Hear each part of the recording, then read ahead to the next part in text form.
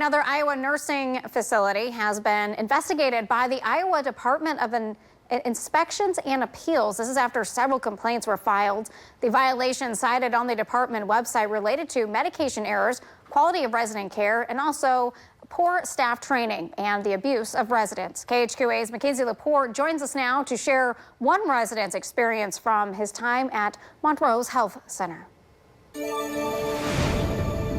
One tri-state resident is raising the alarm about a healthcare center in Iowa. She claims that Montrose Health Center mishandled the care for her boyfriend, who was a resident at the center before his death, and now she's trying to determine who needs to be held accountable. Shirley Bloyd, an Illinois resident, filed a complaint on April 15th of this year to the Iowa Department of Inspections and Appeals after noticing her boyfriend's health had deteriorated. When we went to see him, he was always a big, strong guy. He just couldn't walk because of his Parkinson's. And then all of a sudden, they gave him the wrong medicines.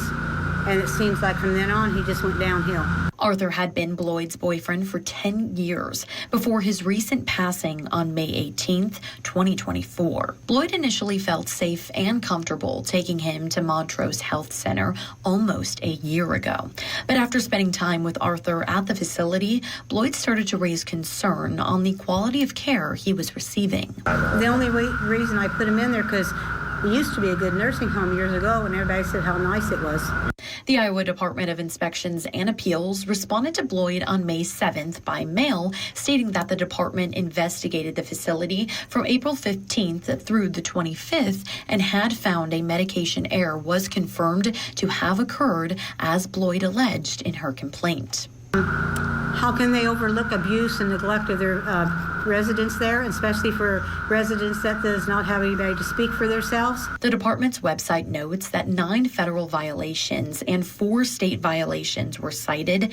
As a result of these violations, the department has fined the facility $44,250. But those fines are being held in suspension until the facility submits a plan of correction. Now, if changes are made, the facility will not have to pay the fine. KHQA reached out to Montrose Health Center for a comment or explanation, as well as the Iowa Department of Inspections and Appeals, but have not heard back yet at this time. We will continue to track this story. Working for you, I'm Mackenzie Laporte.